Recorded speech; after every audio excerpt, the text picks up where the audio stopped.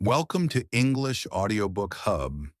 Today we invite you to enjoy a beautiful and timeless story called A Little Princess. This touching tale follows a young girl who faces sudden hardship but never loses her kindness, imagination, or inner strength. Even when her world changes and life becomes difficult, she chooses to remain brave, hopeful, and compassionate.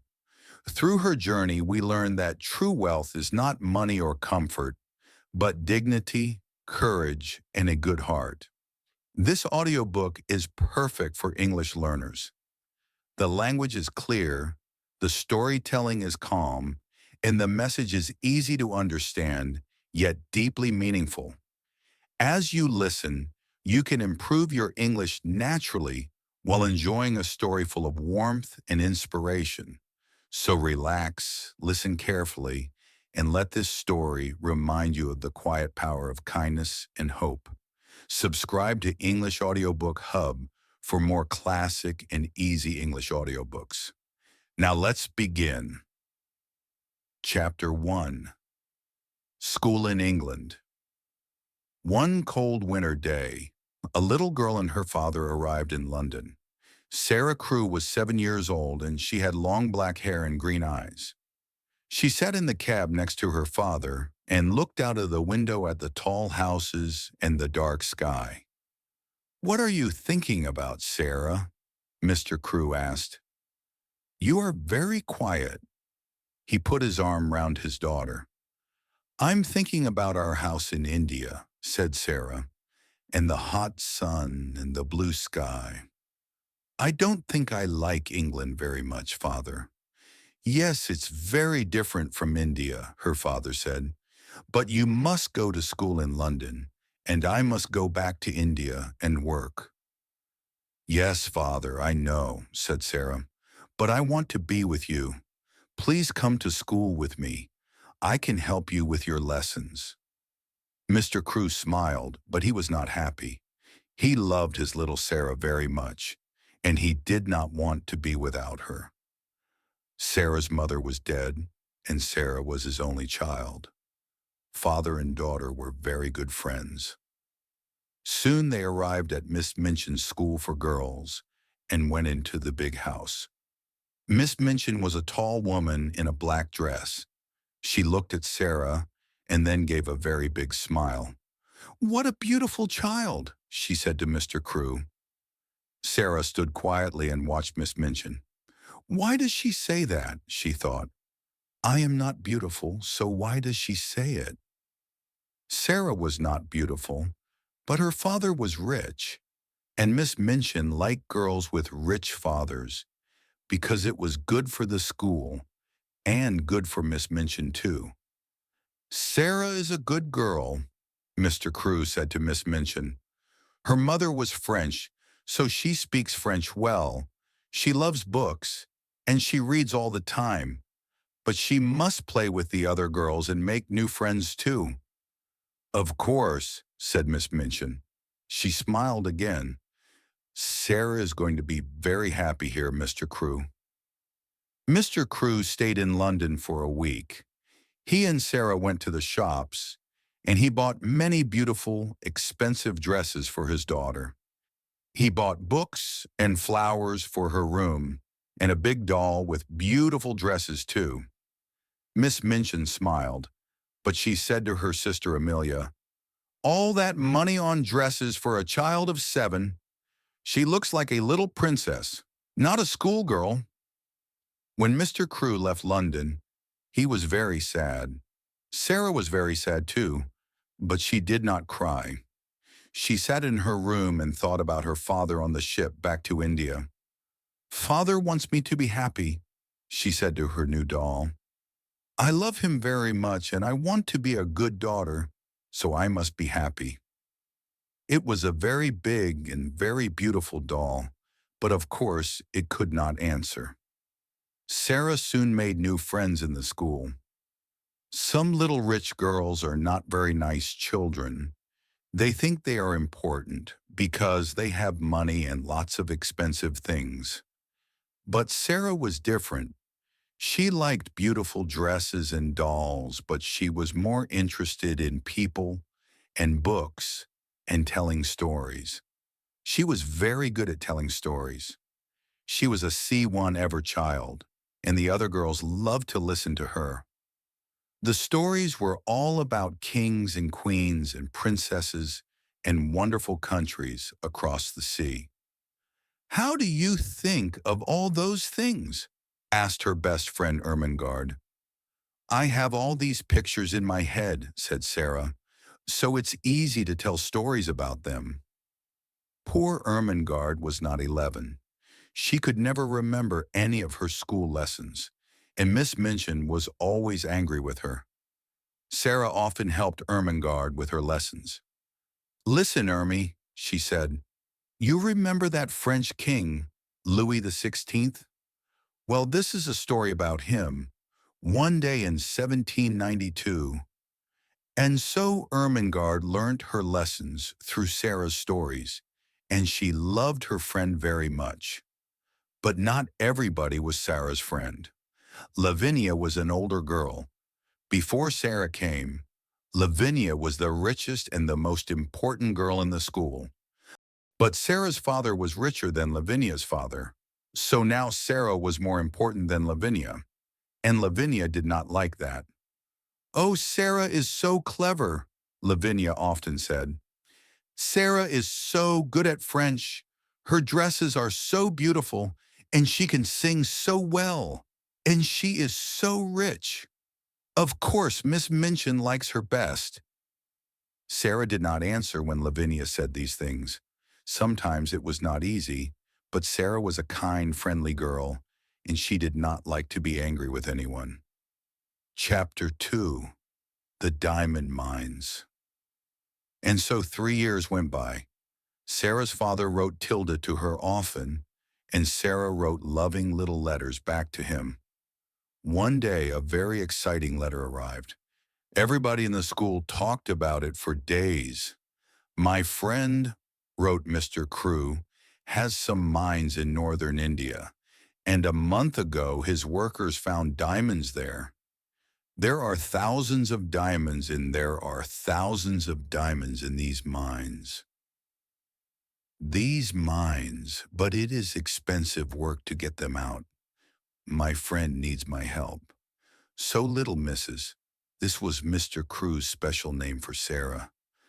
"I am putting all my money into my friend's diamond mines, and one day you and I are going to be very rich." Sarah was not interested in money, but a story about diamond mines in India was exciting. Nearly everybody was very pleased for Sarah, but not Lavinia, of course. "Huh," she said. "My mother has a diamond. Lots of people have diamonds. What's so interesting about diamond mines?" "But there are thousands of diamonds in these mines," said Ermengarde. "Perhaps millions of them." Lavinia laughed. "Ella Sarah going to wear diamonds in her hair at breakfast then? Or is it Princess Sarah now?" Sarah's face went red. She looked at Lavinia angrily but said quietly, "Some people call me Princess. I know that.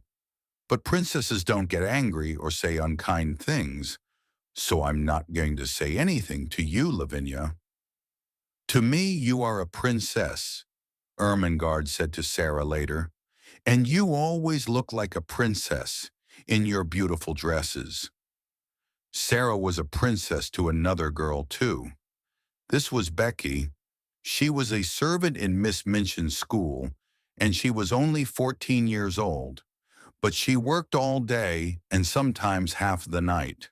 She carried things upstairs and downstairs. She cleaned the floors, she made the fires, and she was always tired and hungry and dirty. She and Sarah had very different lives. But one day Sarah came into her bedroom, and there was Becky sleeping in a chair.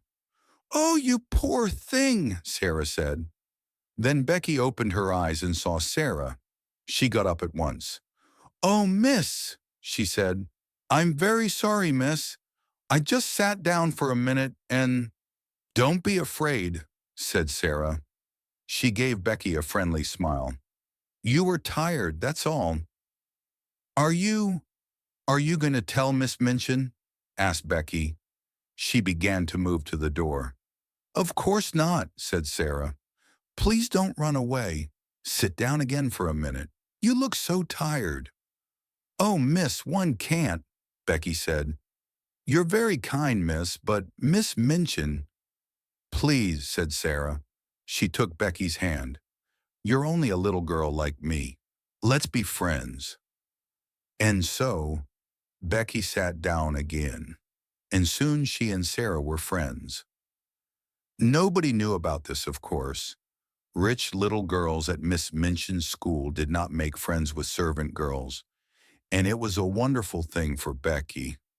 Nearly every day she and Sarah met in Sarah's bedroom, just for 5 or 10 minutes.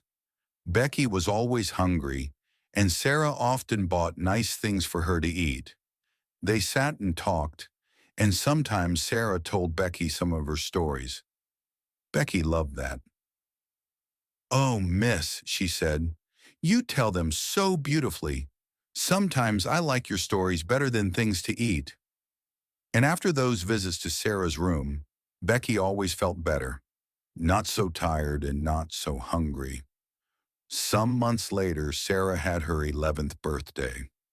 Lessons stopped for the afternoon, and there was a big party for all the girls in the school.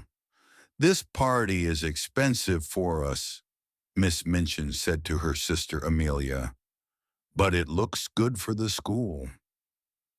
That afternoon there was a visitor to the school, Miss Minchin's lawyer. He went with Miss Minchin into her office, and they closed the door. In the schoolroom next door, there was a lot of noise from Sarah's party. Everybody in there was very happy. But in the office, Miss Minchin was not happy. She looked at the lawyer angrily.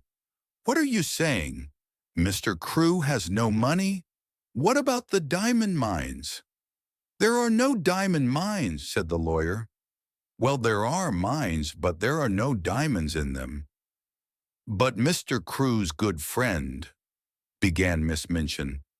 Mr. Crew's good friend, said the lawyer, ran away with all Mr. Crew's money. Ralph Crew was ill with a fever, and when he heard about this, he got worse. A week later, he was dead. Dead, cried Miss Minchin. But what about his daughter, Sarah? And this expensive birthday party? Sarah Crew has no money, said the lawyer. Not a penny in the world, Miss Minchin. Not a penny. She must leave my school at once, Miss Minchin said angrily. She must go this afternoon. Where? Said the lawyer. Out into the streets. An 11-year-old girl? That's not going to look very good for your school, Miss Minchin. Miss Minchin's face went red. You can't put her out in the streets, said the lawyer. He stood up. But perhaps she can work for you. The lawyer left, and Miss Minchin called her sister Amelia. Bring Sarah Crew here at once, she said. 2 minutes later, Sarah, in her beautiful blue party dress, stood in front of Miss Minchin. Have you a black dress, Sarah? Miss Minchin said coldly. Yes, Miss Minchin, said Sarah, but it's very small. Go and put it on at once, said Miss Minchin. Your father is dead. There were no diamond mines, and your father's friend ran away with all his money. You have nothing, not a penny. But I am going to be very kind to you. You can stay in my house, but now you must be a servant and work for your bread. You can sleep in a servant's room upstairs, next to Becky's room. Chapter 3. The New Servant Girl. That evening, in the little attic room, Sarah sat on the bed in her old black dress. She did not cry, but her face was white, and she did not move or speak for hours. Late at night, the door opened quietly, and Becky looked in. Her eyes were red from crying. Oh, miss, she said, all the servants are talking about it. I'm so sorry. So sorry. She looked at Sarah's white face and began to cry again. Then she ran to Sarah and took her hand. At last Sarah moved. Slowly she turned her head and looked at Becky. "Oh, Becky," she said, and that was all. That first night in the attic was very long. Sarah did not sleep. "Father is dead," she whispered again and again. "Father is dead. I'm never going to see him again." The next morning, Sarah's new life began. She learned to clean floors and to make fires. She ran upstairs and downstairs, and she worked in the kitchen. The cook was a big woman with a red, angry face. "So," she said, "the little rich girl with the diamond mines is now a servant, eh?" She looked at Sarah. "Now I'm making apple pies this morning. Run down to the shops and get me some apples. And be quick." So Sarah ran to the shops and carried a big bag of apples back to the house. Then she cleaned the kitchen floor and carried hot water up to all the bedrooms. She worked every day from early in the morning to late at night. She helped in the school too.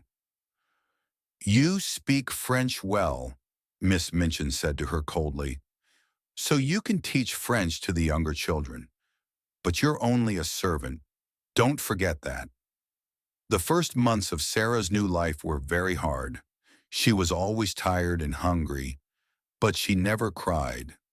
At night in her little attic, she thought about her father, dead in India, all those miles away.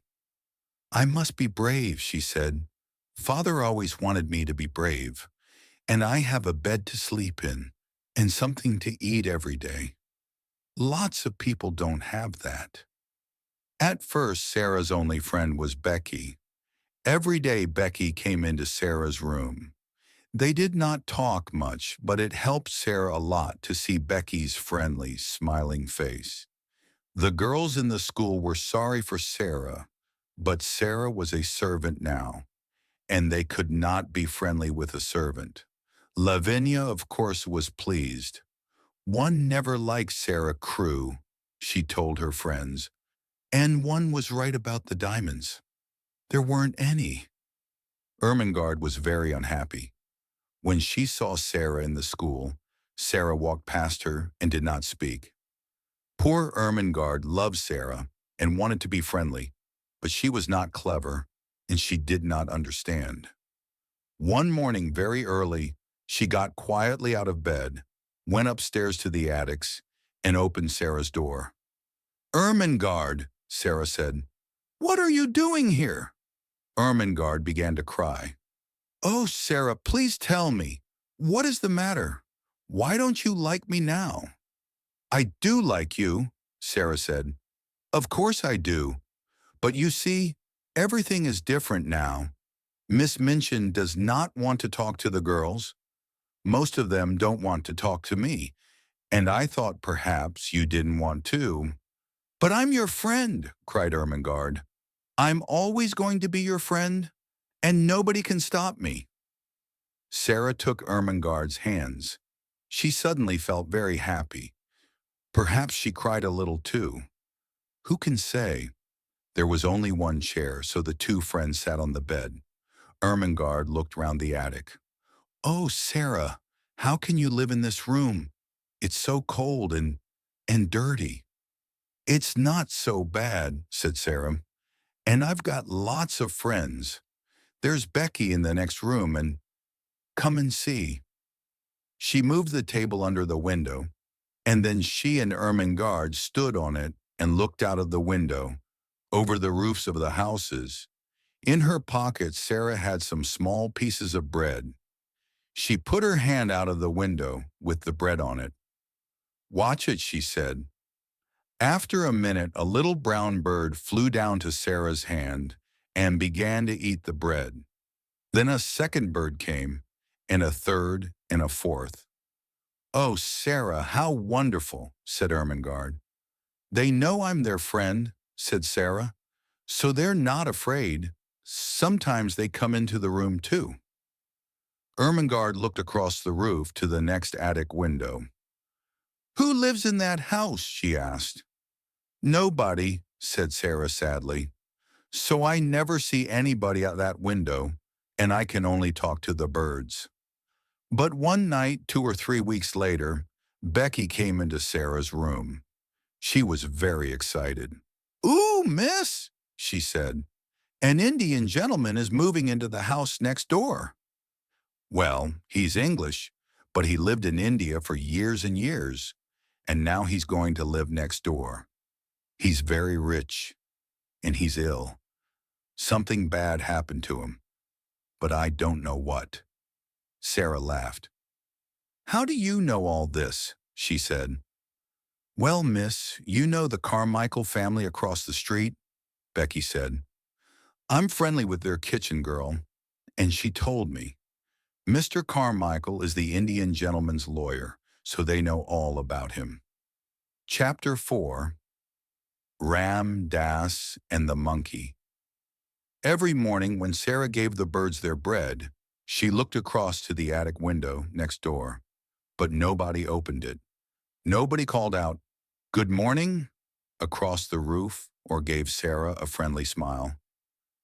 Perhaps the Indian gentleman's servants all sleep downstairs, she thought sadly. Her life was very lonely now. She saw Becky every day, of course, but they did not have much time for talking. The cook and the other servants were not friendly. Sometimes at night, Ermengarde came up to Sarah's room, but it was not easy for her to come often. Then one evening, Sarah was in her attic when she heard a noise on the roof. She looked up, and there at the open window was a small monkey. "Oh, you dear little thing," cried Sarah. At once the monkey jumped down and began to run round the room. Sarah laughed. She got up on the table and looked out of her window, and at the next window she saw a face, the smiling face of an Indian Lascar. "Oh," cried Sarah, "have you got a monkey? He's in my room." The Lascar's name was Ram Dass, and yes, it was his monkey. He gave Sarah a big smile. "I'm so sorry," he said. "Can I come and get him?" "Oh, yes, please," said Sarah. "I think he's afraid of me, and he runs so fast. But can you get across the roof?" Yes, Ram Dass could, and a minute later he was in Sarah's room. Soon the monkey jumped into his arms, and Ram Dass thanked Sarah again and again. Then he went away across the roof, back into the house next door.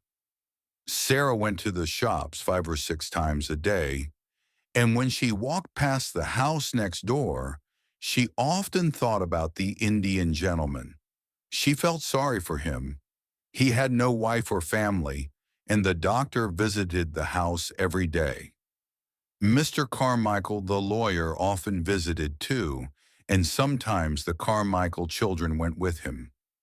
Sarah was pleased about that. "It's nice to see friendly faces when you are ill," she thought. The Indian gentleman thought that too. He liked children very much, but he was a very unhappy man. Mr. Carmichael was his friend, and he talked to him a lot. But they talked about only one thing. "I must find the child," said the Indian gentleman. His name was Mr. Carrisford. "I must find her and take care of her. But where is she? Here one am, with all this money from the diamond mines, and half of it is Ralph Crew's money. Oh, Carmichael, why did I leave my friend and run away when things looked bad?" "Why? You ran away because you were ill with a fever," said Mr. Carmichael. "It nearly killed you, remember?" "And it did kill poor Ralph," said Mr. Carrisford. "He put all his money into the mines because I was his friend. But at first we didn't find any diamonds and all Ralph's money was gone. I was afraid to tell him, so I ran away. And later, when we did find diamonds, Ralph was dead." He laughed angrily. "What a brave friend I was." "It's not easy to be brave," Mr. Carmichael said quietly, "when you're ill with a fever." Mr. Carrisford looked into the fire. Ram Dass tells me, he said, about a little servant girl next door. The monkey ran away and Ram Dass went across the roof to get him back from her room. The poor child sleeps in a cold, dirty attic and works about 16 hours a day. Is Ralph's daughter living like that? One can't stop thinking about it. We're going to find her one day, said Mr. Carmichael. But how? Said Mr. Carrisford. He put his head in his hands. One never saw her. I don't know her name.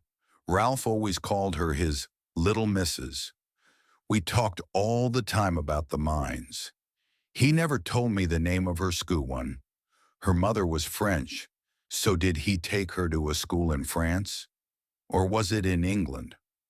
Well, we know there was a child at a school in Paris, said Mr. Carmichael, with the name of Carew or Crew. Her father died suddenly, and a Russian family took her away with them because she was a friend of their daughter. Perhaps this girl is Ralph Crew's child. Next week I'm going to Moscow to look for her. I want to go with you, but I'm not well, said Mr. Carrisford. One must find her. Carmichael one. I must. Every night in my dreams, I see Ralph Crew's face, and he says, Tom, Tom, where is my little missus? And I have no answer for him. Mr. Carrisford took his friend's hand. Help me to find her. Help me. Winter came with its short, dark days, and the attic rooms were very cold. There were no fires for servant girls, and often Sarah and Becky could not sleep because of the cold. Sarah was taller now, and her old black dress was very short. Her shoes were old, and she had no warm coat for the winter weather. She was thin, too. She did not get very much to eat, and she was always hungry. She carried big baskets of shopping through the rain and the snow. One day she found a sixpence in the snow, and she bought some hot new bread with it. Then she saw a child by the door of the shop. The child had no shoes and no coat, and her thin face was blue with cold. She is hungrier than I am, thought Sarah, and she gave her hot new bread to the child. When she got back to the school, Miss Minchin was angry. Cook is waiting for you, Sarah. Why are you late? I can't walk quickly through the snow, said Sarah. My shoes are old, Miss Minchin, and my feet get very cold. Miss Minchin did not like to hear this. Don't speak to me like that, she said. One am kind to you. I'm giving you a home, but you never say thank you to me. Sarah looked at her. You are not kind, she said quietly, and this is not a home. Go to your room at once, said Miss Minchin. On the stairs, Sarah met Lavinia. Lavinia looked at her and gave a little laugh. Oh, here's Princess Sarah, she said, in her old dress and her dirty shoes.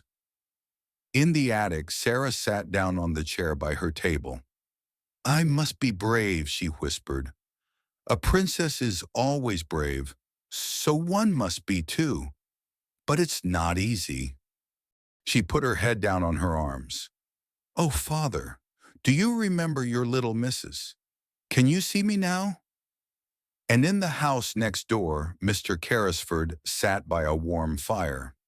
Moscow is a long way from London, and he could only wait, but he thought about Ralph Crew's child every day. He thought about other children, too. Ram Dass, he said, how is that poor little servant girl next door? Can we do something for her? I see her in the street every day, said Ram Dass. Lend the rain in the snow. She looks thin and hungry, but we can help her. I can easily get in through her attic window. Listen. And he talked for some minutes. Mr. Carrisford smiled. Yes, he said to Ram Dass. Yes, I like it. Let's do it. Chapter 5. The Magic. One night, a week later, Ermengarde got quietly out of bed, and went upstairs to the attic. Sarah was not there, so Ermengarde sat on the bed and waited. At 10 o'clock, Sarah came slowly up the stairs and into the room. Ermengarde looked at her. "Oh, Sarah," she cried. "Are you ill? Your face is white and you look so tired." "It was a hard day, Ermy," said Sarah. She sat down. Miss Minchin was angry with Cook. Then Cook was angry with us. Becky and I had no dinner and no tea. "Does that happen often?" said Ermengarde unhappily. "You never told me. Are you hungry now?" Sarah looked at her.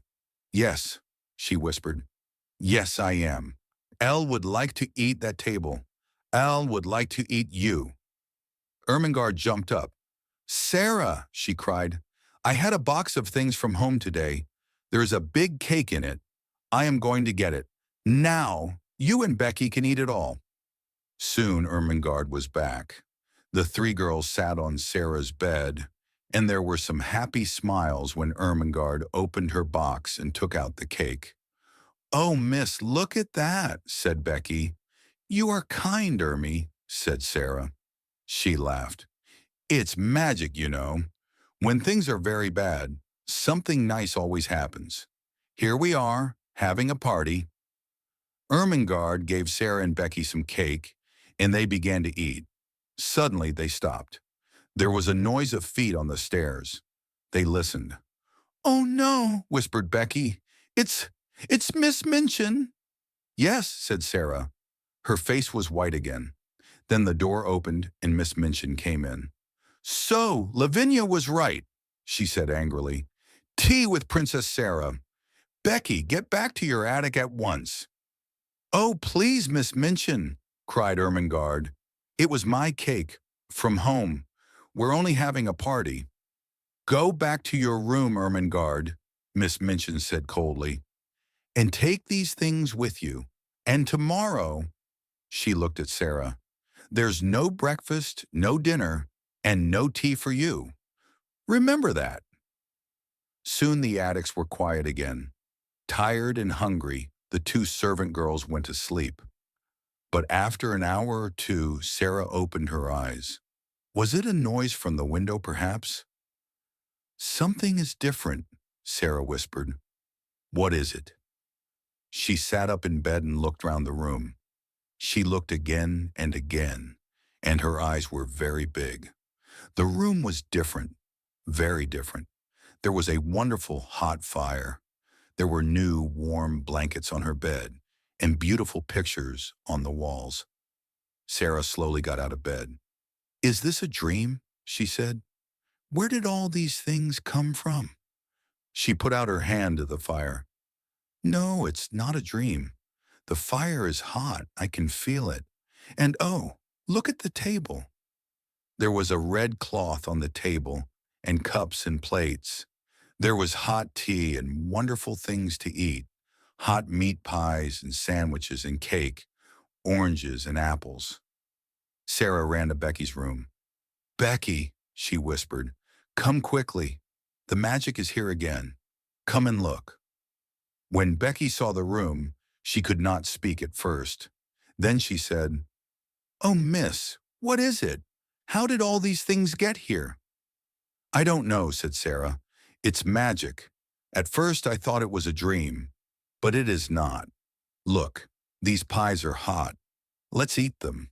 Hot meat pies aren't a dream." They sat down by the fire and ate and drank. "Oh, those pies were good, miss," Becky said. "And the tea and the cake. I don't understand magic, but I like it." Sarah looked around the room. "Oh, Becky, look! There are some books, too. I didn't see them before."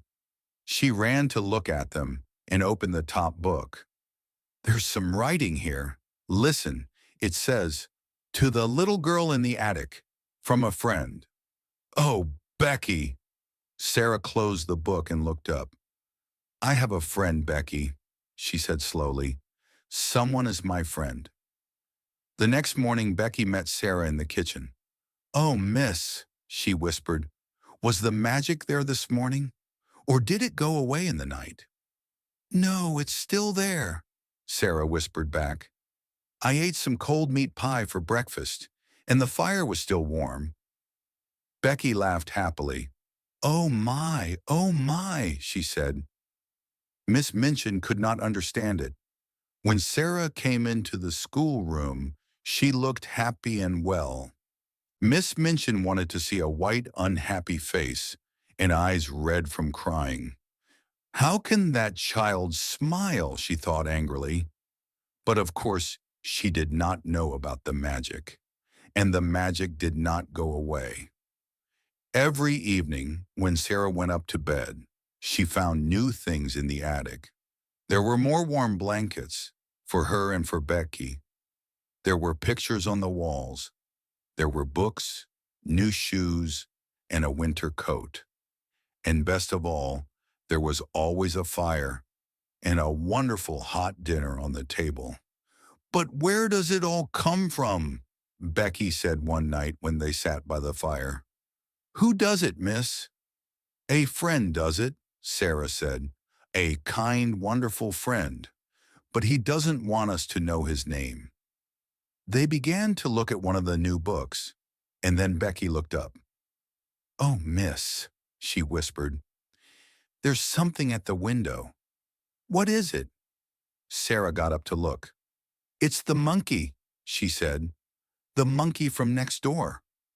She opened the window, and the monkey jumped down into her arms. Oh, you poor little thing, Sarah said. You're so cold. Becky was very interested. I never saw a monkey before, she said. He's not very beautiful, miss. What are you going to do with him? It's very late now, said Sarah. He can stay in my room tonight, and I can take him home in the morning. Chapter 6. Lost and Found. The next morning, the first visitor to the house next door was Mr. Carmichael, back from Russia. But when he came into the house, his face was sad. Mr. Carrisford knew the answer at once. You didn't find her, he said. I found her, Mr. Carmichael said. But it was the wrong girl. Her name is Emily Carew, and she's much younger than Ralph Carew's daughter. I'm very sorry. We must begin again, said Mr. Carrisford unhappily. But where? It's 2 years now. 2 years. Well, she isn't at a school in Paris. We know that, Mr. Carmichael said. Let's look at schools in England now. Yes, said Mr. Carrisford. Yes, we can begin in London. There's a school next door, Carmichael. Perhaps it was the magic again, but at that moment Ram Dass came quietly into the room. The little servant girl from the attic is here, he said to Mr. Carrisford, with the monkey. He ran away again last night to her room. Would you like to see her? Yes, said Mr. Carrisford. Yes, I would. Bring her in. And so Sarah came into the room and stood in front of the Indian gentleman. She smiled at him. Your monkey came to my room last night, she said, and I took him in because it was so cold. Mr. Carrisford watched her face with interest. That was kind of you, he said. Sarah looked at Ram Dass by the door. Shall I give him to the Lascar? She asked. How do you know he is a Lascar? Said Mr. Carrisford. Oh, I know Lascars, Sarah said. I was born in India. Mr. Carrisford sat up suddenly. In India, he said.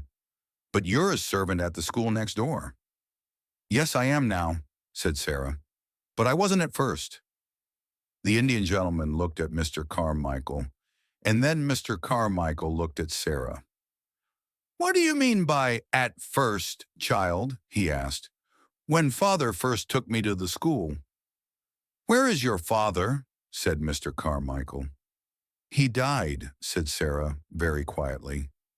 His friend ran away with all his money, and there was no money for me. There was nobody to take care of me. So Miss Minchin put me in the attic and said I must work for my bread. The Indian gentleman moved in his chair. What was your father's name? He said. Tell me. Sarah looked at him sadly. Ralph Crewe, she said. He died in India from a fever 2 years ago. Mr. Carrisford's face went very white. Carmichael, he whispered, it is the child, the child. That was an exciting day for many people. At first, poor Sarah did not understand, but Mr. Carmichael talked to her quietly and told her everything. The true story about her father's friend and the diamond mines, and the 2 R's of looking for Ralph Crewe's daughter. And all the time, she said later to Mr. Carrisford when they sat by his fire, I was in the house next door. Tom Carrisford took her hand. Yes, he said, and you're never going back there. Your home is with me now. I'm going to take care of Ralph's little missus. Sarah laughed happily. And you were the friend too. All those beautiful things in my attic came from you. You and Ram Dass. Becky and I thought it was magic. The Indian gentleman smiled at her. We were sorry for you, he said. Ram Dass can move very quietly, and he carried the things across the roof when you were out. I couldn't find Ralph's daughter, but I wanted to help somebody. And then Ram Dass told me about this sad, lonely little servant girl in the attic next door. And so the story ended happily for everybody, but not for Miss Minchin. Sarah was very rich now, and Miss Minchin wanted her to come back to the school. She came to see Mr. Carrisford, but he said some very angry things to her, and she went away with a red face. Becky came to live in Mr. Carrisford's house too. She was Sarah's servant, and she was very happy. She had a warm room, nice dresses, and good things to eat every day. And she loved Sarah very much. Ermengarde often came to visit Sarah, and Sarah helped her with her school lessons again. Ermengarde was not clever, but she was a true friend. On that first day in the Indian gentleman's house, Sarah wrote a letter to her, and Ermengarde carried the letter into the schoolroom. There were diamond mines, she told Lavinia and the other girls. There were millions and millions of diamonds in the mines, and half of them are Sarah's. And they were her diamonds all the time when he was cold and hungry in the attic. And she was a princess then, and she's a princess now.